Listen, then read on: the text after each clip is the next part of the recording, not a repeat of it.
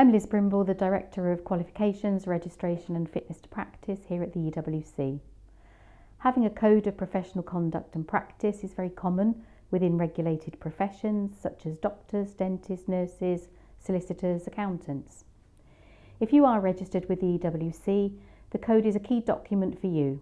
It sets out the key principles and expectations on you in terms of your conduct and practice, and it is there to help support and guide you.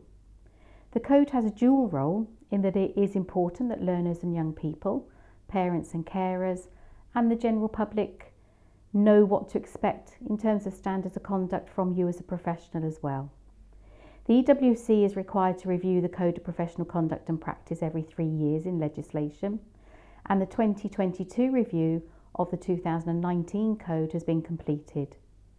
The review included consultation with and feedback from registrants, stakeholders and the general public, and I would like to thank everyone who took their time to share their views with us.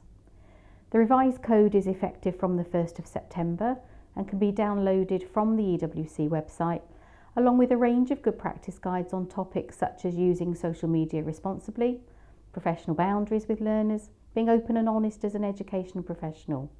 These guides have been produced to support registrants in working within the principles and expectations of the code.